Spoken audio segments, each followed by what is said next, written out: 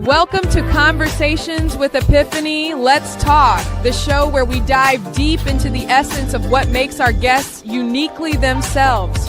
Join as we uncover the stories, experiences, and moments that shape their lives.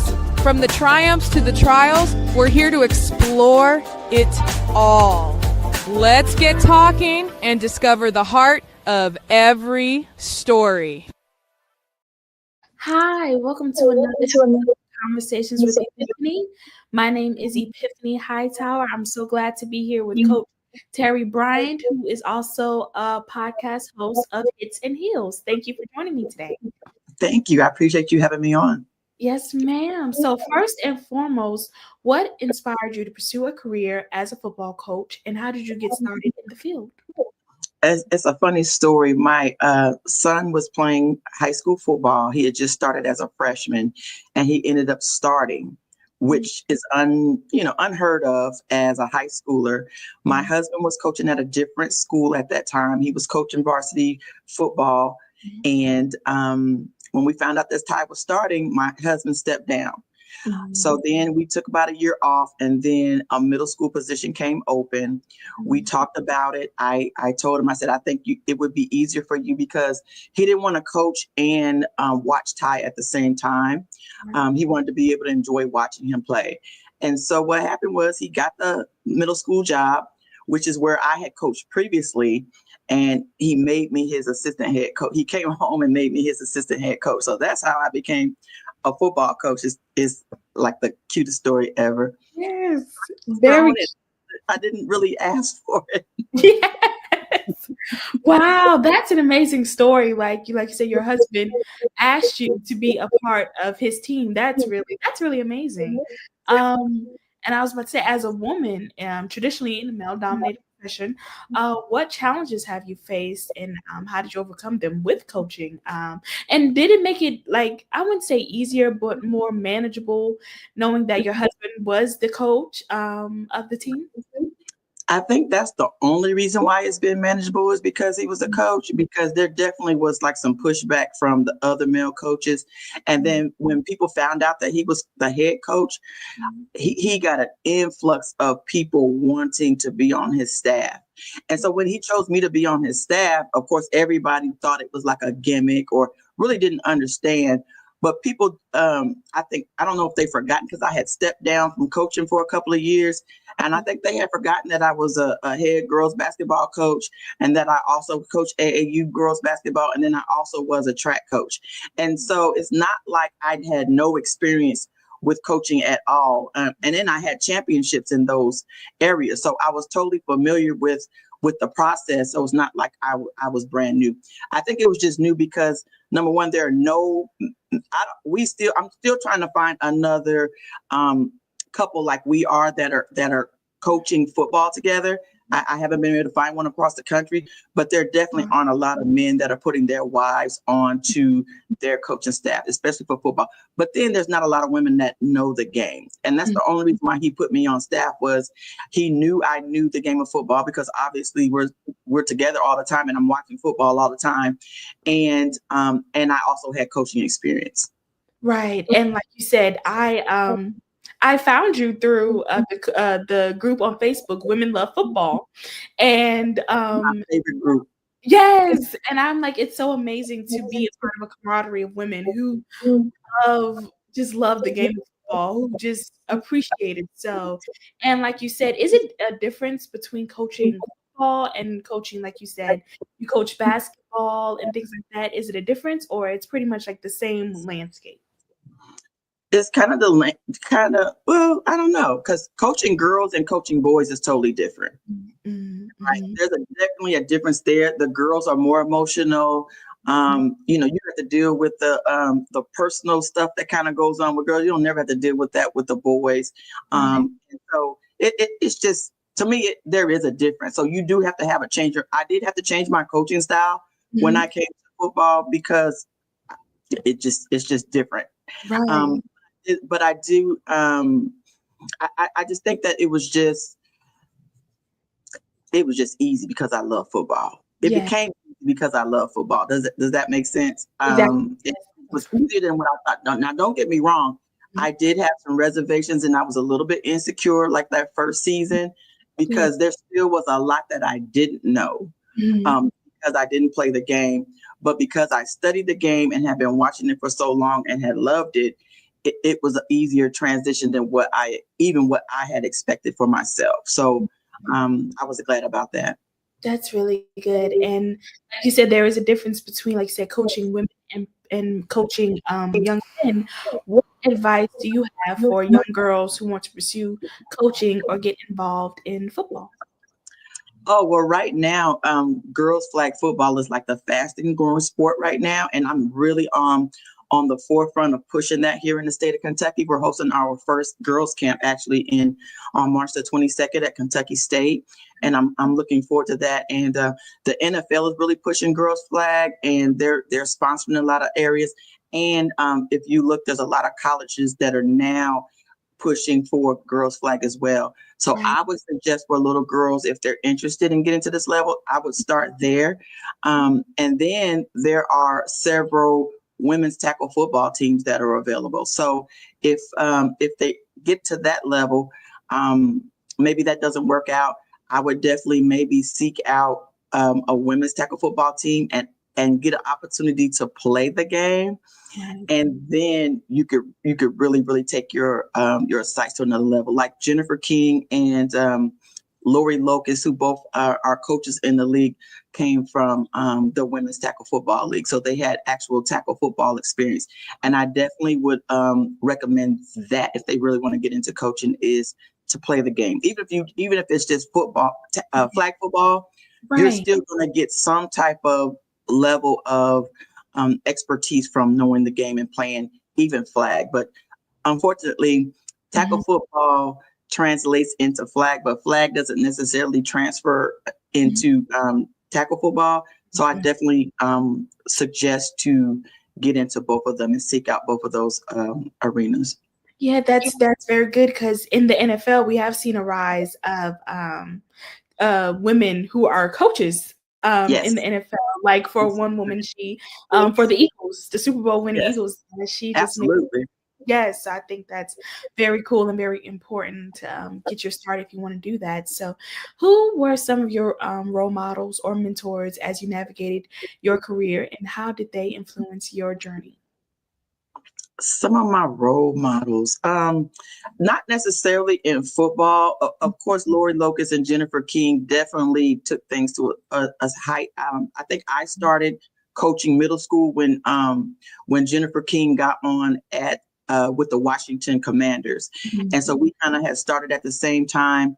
And then when Lori Locust started with the Buccaneers, they were definitely just watching them, just knowing that it was something that was possible, was really, really instrumental. But as far as like coaching, Marion Washington, who was a head basketball coach at the University of Kansas, she started like in 1973, was like one of the first Black female coaches that I've seen, along with C. Vivian Stringer. Those were probably the two coaches that have been around the just coaching period. That really were long distance mentors to me. And I'm actually excited that Marion Washington has agreed to come on my podcast on April the 9th. Yes, that's beautiful. Definitely. It's always good to have mentors, people that you can reach out to, just talk about certain things. How do you balance the pressure of leading a team while also advocating for equal women's rights in sports? There's never a balance. You just gotta do what you have to do in order to make it happen.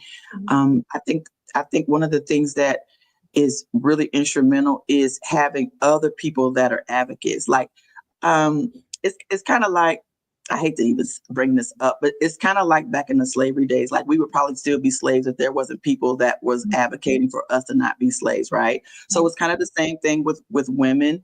If we don't have the men in the administrative positions, or if the athletic directors don't, or the GMs or whatever don't hire, or not intentional with hiring women, like even like my husband, it really, he's like a legendary coach, and it really was a risk for him to take a chance with with bringing me on, and he did not care about the backlash from his peers.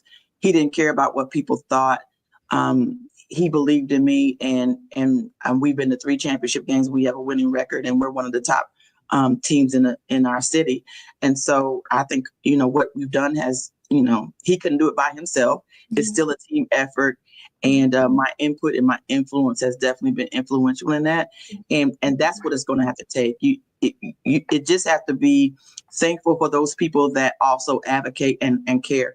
Like even with my flag camp that's coming up, I made that is like almost 2 years in the making. I had a conversation with a young man that is hosting the camp with Building Lives Through Sports Network. I had a conversation with him about, hey, how can I be on your showcase and bring on Girls Flag? And we had that conversation. And the next thing I know, now it is coming to fruition.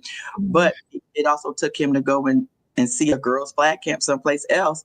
And he was like, oh, she has something going on here. And now we're making it happen. But that's what it's going to take.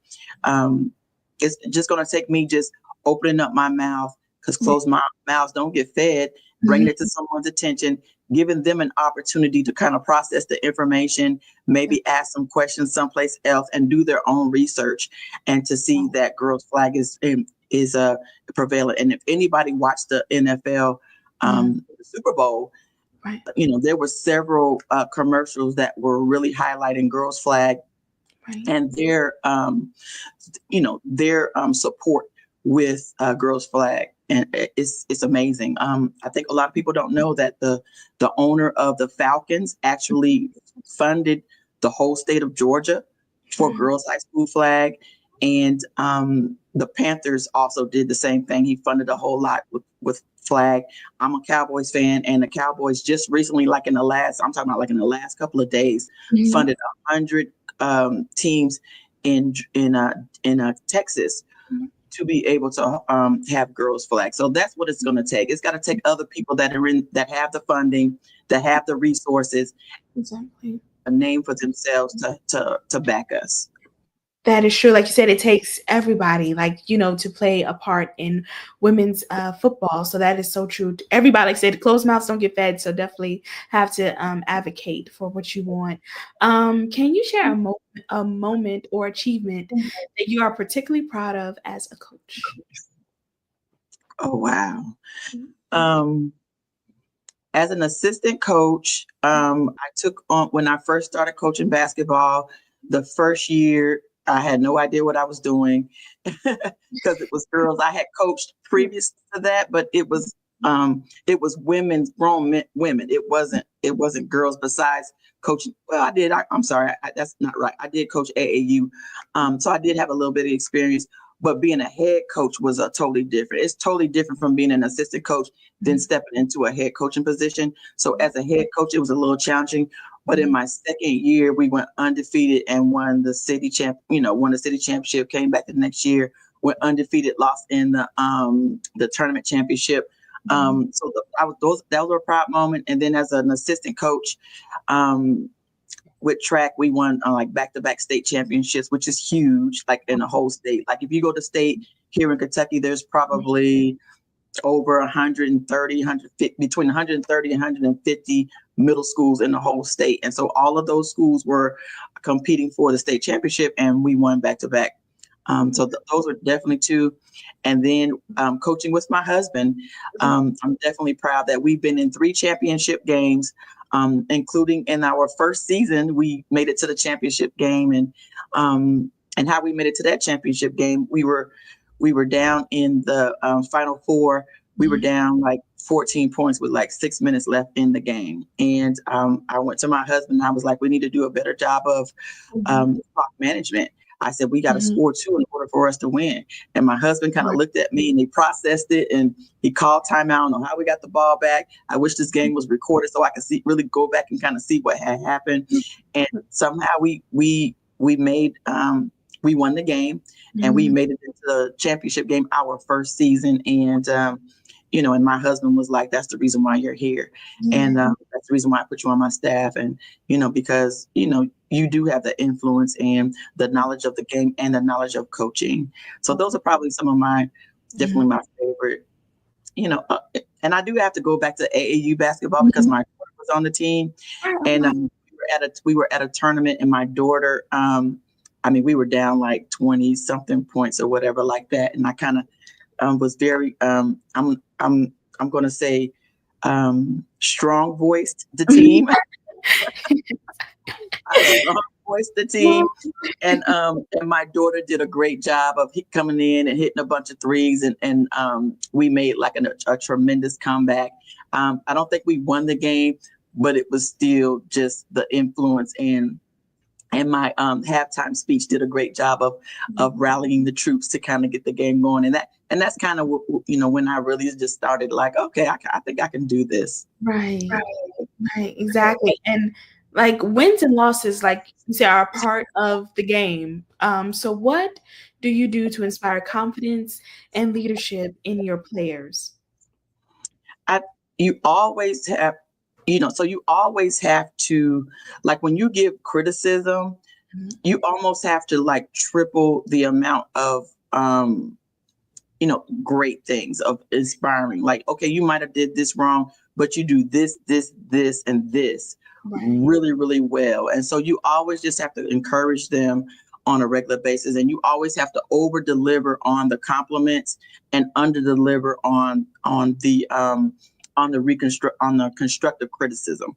And I think that really kind of helps a lot too. And then you're just always saying, I've had players that I told them, I'm excited about this, that have gotten D1. So since we started, we've got a couple kids that have gotten D1 scholarships that we had in like 7th grade. And I just remember having a conversation with them as a 7th and an 8th grader. And I told them, if I don't see you in a D1 field, I'm gonna hunt you down, and we're gonna fight, because there's no reason for you not to get to the next level, because you see, you just see the greatness in them at that age. Exactly. That's so true. That's so good. And what ways do you think women coaches play a part in a young person's development on and off the field? I think it's a natural progression, because we're naturally nurturers. We're the ones that are usually, back in the day before we were working, we were the ones that were raising the kids. And so I think that's just a natural thing for us to be nurturers. And I think sometimes, we can, and then we just automatically think differently than what men do. And so we're just able to just bring a different perspective from a women's point of view, and maybe from a softer point of view. But sometimes I'm just as hard. Actually, I'm probably harder on the kids on our football team than the male coaches are. But we still bring just a different perspective. But I think it's just more the nurturing part. I'm a hugger. And so, most men aren't really like that, aren't really as touchy-feely as women are, because it just doesn't look, sometimes it just doesn't look very masculine. But I can get away with it as a female. And so I think just sometimes that part of it, and just showing the love, because again, the kids got to know that you love and you care for them in order to get them to play for you. That's so true. Definitely, they have to know, like, you care about them, like you said, what whether they do on the field or not, like you said, just the all around person. And since you work with your husband, how do you maintain a healthy work-life balance on and off the field? Like, I can only imagine working with your spouse. It takes a lot of effort to leave what's on the field, and when you come home, it's different. We've had our moments where, okay, but it's still like the same. I'm a little old school, so it's still kind of like the same hierarchy. I'm the assistant coach and he's the head coach. Just like in the home, he's the head of the household. So I still have to give him that same level of respect when we're on the field that I do off the field. So there's never any type of disrespect. And at the end of the day, he's the head coach. Right. At home, he's the head of the household. And so, and everybody always laughs at us, because they're like, how do y'all make that work? Because I'm a very, very strong woman. And so everybody thinks that I'm just at home or just bucking him all the time, or just, no, it's not like that at all. I'm very respectful of my husband, and I allow him to be the man. I allow him to be the head coach. There's been times where, yes, have I challenged him? Absolutely. But very respectfully. And so when we come home, it's fun. And then, and like now it's the off season. So we don't talk football as much. And, we this is kind of like our time away where we get to get that away. I'm coaching track and he's now coaching baseball. So we don't see each other, but when we come back together in July, it's absolutely so fun being able to have those conversations at home. And it just makes our life fun. And then our son plays for University of Kentucky, so we have that as well. And so we're definitely a football family. And so it's just fun for us. Yes. And that's, like you said, that's good, like, and important, like, like he's the coach. And I like how you broke that down. You're the coach and the assistant coach. That's very good to just, a beautiful work-life balance. I think that's really nice. What do you think is the most important lesson you can teach your players, both in football and in life? That sports teaches you the life lessons that you don't learn if you don't play sports, right? And so I think whenever I talk about that, people that don't play sports are a little offended because they feel like, oh, so because I didn't play sports.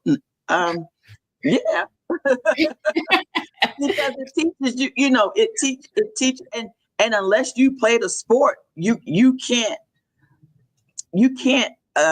process what I'm saying, because it shows up in corporate America. It shows up on your job. Like when you get on your job, it's night and day, the coworkers that play the sport as opposed to the coworkers that didn't play the sport or that weren't active in, and I'm not just saying a sport, in some type of a team environment. So it might be the band, it might be Beta Club, it might be, it might be something that might not be sports, but in a team setting early on in your life. If you haven't been exposed to that, it's hard for you to be a team player in the work environment. And so teaching those lessons during practice about how to be a great teammate is huge, because it easily translates into the workforce. And so that's probably like the biggest lesson, because you want to work somewhere, and even if that means working for yourself, even as an entrepreneur, you still have to learn those skill sets with winning and losing. A lot of people can't handle that. So when you winning and losing, especially the losses probably teach you more lessons than even the wins do, because you have to do a self-evaluation. You have to be like, okay, did I play my best? What part could I have done better? What should we have changed? What adjustments should we have made? On a coaching point of view and from an athletics point of view. So, I'm a big proponent of putting all young kids. So when you decide to have kids, I definitely suggest some type of a sport or whatever, or some type of extracurricular activity where they're in a team setting so that they can learn those skills. Because I'm telling you right now, when you get to be my age and you're in the workforce, it is so frustrating dealing with people that don't know how to be a team player, or just having a conversation sometimes with their mindset, because you're sitting at the job and you be like, help me to make this make sense. Why this doesn't even make any sense on why we're doing this. And you could tell because they don't, they're they lack problem solving skills. Like they don't know how to work through stuff, because in the sport, that's like probably the biggest skill set that you learn with playing a sport is problem solving skills. That's so true. Yeah. And that's true. And like you said, I've never played a sport before, but I have been like a part of different like clubs and organizations where you have to like mingle with people. And like I said, I've always been a big fan of sports. So just knowing that, it takes a team camaraderie to build. And I want to circle back to something that you even said. Being around it is helpful, even if you didn't play. But if you like sports and like to watch, you'll learn so much stuff. So yeah, sorry about that. True. And you said you were a Dallas Cowboy fan. So we have the draft. It's coming up in 49 days. What would you like to see your Dallas Cowboys do in the NFL draft? I would like to see them draft in the offensive line, and we also need probably a running back. So I would like to see Genty. I would love for him to get drafted. We're too far down to be able to get like a Shador or Travis Hunter. Of course, I think they're the two of the best that's in the draft, because I think you're just going to get more bang for your buck in the long term, because they just want it, and their pedigree is just different. They're going to be players that are going to be in the league for the next 15 years, right? And so you want those type of players on your team that just love the game, and that it's all they know. They eat, sleep, drink football. Right. You But other than that, I think just the offensive, we definitely need the offensive line to hold the line, and I think our defense has always been good, and I think we might be okay on defense. Our biggest issue for the last season was just injuries. We just need everybody to come back from injury.